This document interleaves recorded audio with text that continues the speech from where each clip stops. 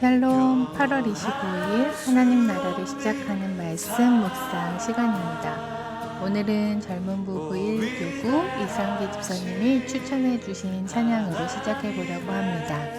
추천해 주신 찬양은 김대환이라는 분이 부르신 은혜 아니면이라는 찬양인데요. 어느 날 문득 유튜브 찬양이 됐다가 이 곡을 듣게 되었는데 은혜 아니면 나 서지 못하네 하는 가사가 은혜롭게 다가왔습니다. 특히 요즘 같은 때 우리의 삶의 한순간순간 하나님의 은혜 아니면 살 수 없음을 고백하게 됩니다. 라면서 추천해 주셨습니다. 찬양 함께 들으신 후 이상기 집사님이 말씀 봉독해 주시겠습니다.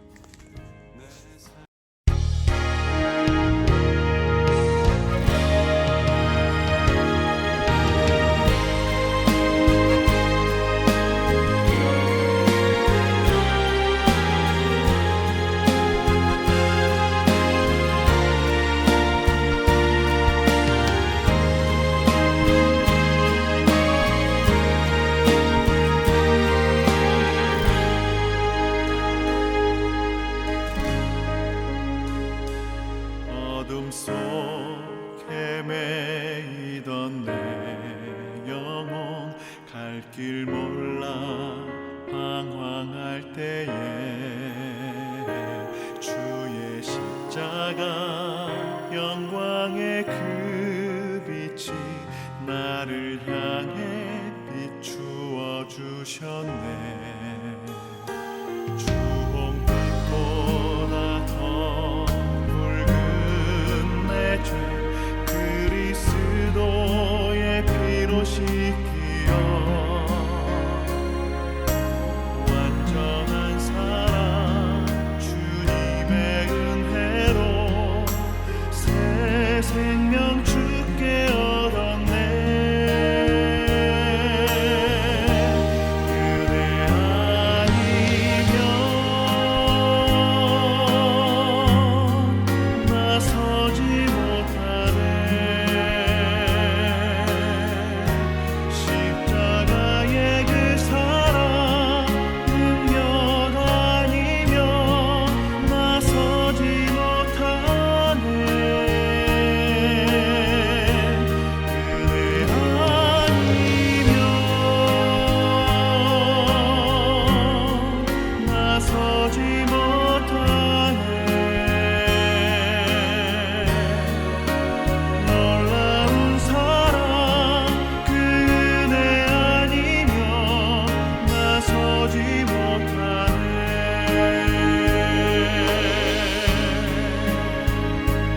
나의 노력과 의지가 아닌 오직 주님의 그 뜻 안에서 의로운 자라 내게 말씀하셨네. 완전하신 그 은혜로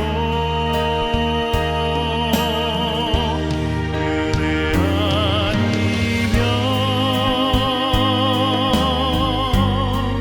나서지 못하네. 십자가의 그 사랑 능력 아니면 나서지 못하네. 그대 아니면 나서지 못하네. 완전한 사랑 그 은혜 아니면 나서지 못하네. 이제 나 사는 것 아니요 오직 예수 내 안에 살아계시니 나의 능력 아닌 주의 능력으로 이제 주와 함께 살리라. 오직 그대로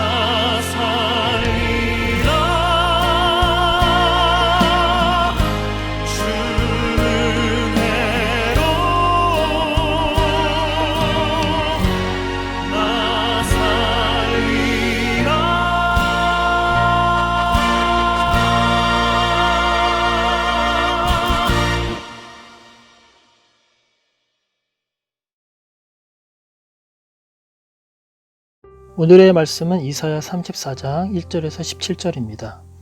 열국이여 너희는 나와 들을지어다. 민족들이여 귀를 기울일지어다. 땅과 땅에 충만한 것, 세계와 세계에서 나는 모든 것이여 들을지어다. 대저 여호와께서 열방을 향하여 진노하시며 그들의 만군을 향하여 분내사 그들을 진멸하시며 사륙당하게 하셨은즉 그 사륙당한 자는 내던진 바 되며 그 사체의 악취가 솟아오르고 그 피에 산들이 녹을 것이며 하늘의 만상이 사라지고 하늘들이 두루마리 같이 말리되 그 만상이 세자나무의 포도나무 잎이 마름 같고 무화과 나뭇잎이 마름 같으니라. 여호와의 칼이 하늘에서 족하게 마셨은즉 보라 이것이 에돔 위에 내리며 진멸하시기로 한 백성 위에 내려 그를 심판할 것이라. 여호와의 칼이 피 곧 어린 양과 염소의 피에 만족하고 기름 곧 순양의 콩팥 기름으로 윤택하니 이는 여호와를 위한 희생이 보스라에 있고 큰 사륙이 에돔 땅에 있음이라. 들소와 송아지와 숫소가 함께 도살장에 내려가니 그들의 땅이 피에 취하며 흙의 기름으로 윤택하리라. 이것은 여호와께서 보복하시는 날이요 시온의 송사를 위하여 신원하시는 해라. 에돔의 시내들은 변화의 역창이 되고 그 티끌은 유황이 되고 그 땅은 불붙는 역창이 되며 낮에나 밤에나 꺼지지 아니하고 그 연기가 끊임없이 떠오를 것이며 세세히 황무하여 그리로 지날 자가 용령이 없겠고 당아새와 고슴도치가 그 땅을 차지하며 부엉이와 까마귀가 거기에 살 것이라. 여호와께서 그 위에 혼란의 줄과 공허의 줄을 들이우실 것인즉 그들이 국가를 이으려 하여 귀인들을 부르되 아무도 없겠고 그 모든 방벽도 없게 될 것이요 그 궁궐에는 가시나무가 나며 그 견고한 성에는 엉겅퀴와 새품이 자라서 승냥이의 굴과 타조의 처소가 될 것이니 덜짐승이 이리야 만나며 순년소가 그 동료를 부르며 올빼미가 거기에 살면서 쉬는 처소로 삼으며 부엉이가 거기에 깃들이고 알을 낳아 까서 그 그늘에 모으며 솔개들도 각각 제 짝과 함께 거기에 모이리라. 너희는 여호와의 책에서 찾아 읽어보라. 이것들 가운데서 빠진 것이 하나도 없고 제 짝이 없는 것이 없으리니 이는 여호와의 입에 이를 명령하셨고 그의 영이 이것들을 모으셨음이라. 여호와께서 그것들을 위하여 제비를 뽑으셨으며 그의 손으로 줄을 띄어 그 땅을 그것들에게 나누어 주셨으니 그들이 영원히 차지하며 대대로 거기에 살리라. 아멘.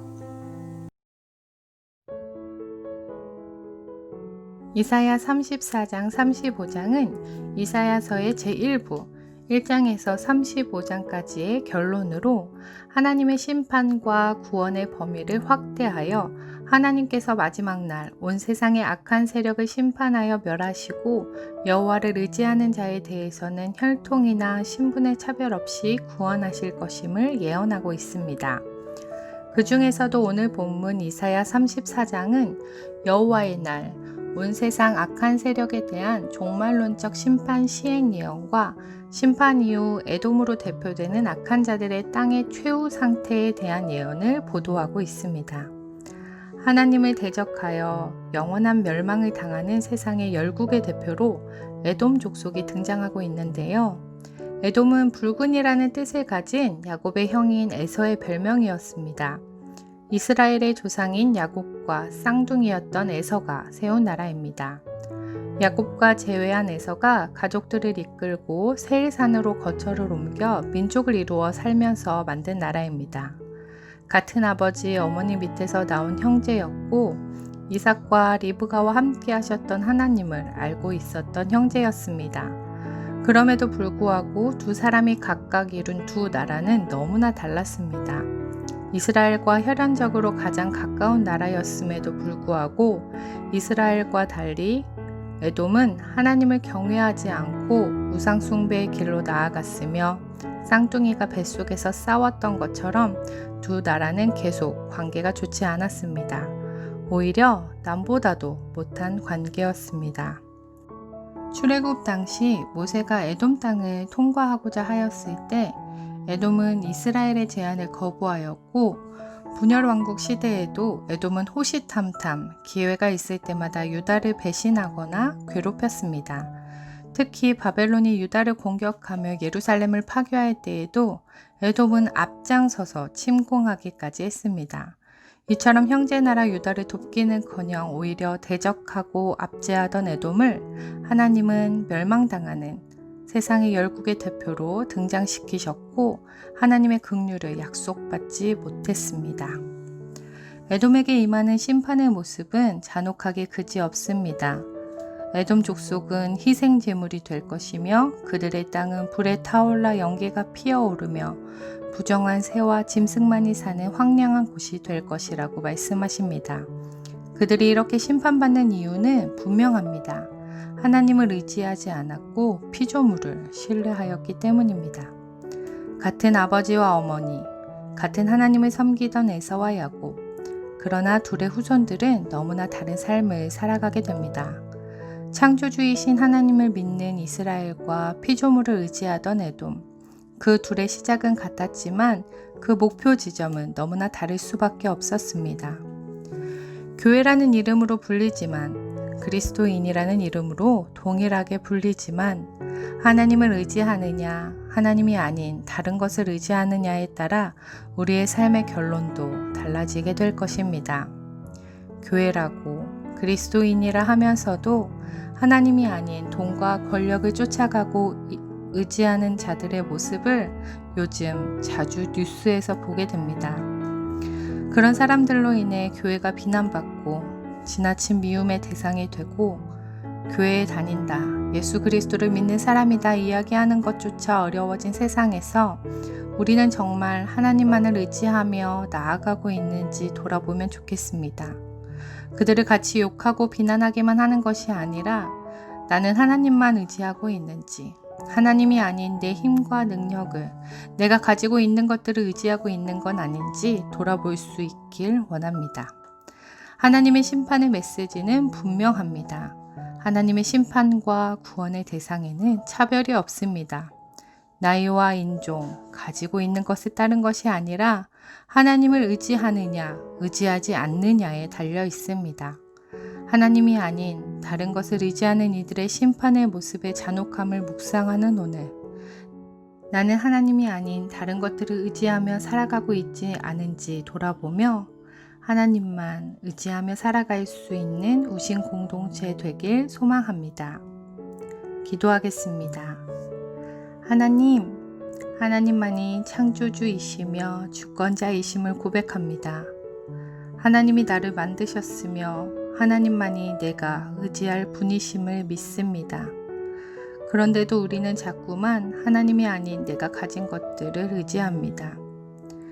그런데도 우리는 자꾸만 하나님이 아닌 내가 가진 힘과 능력을 의지합니다.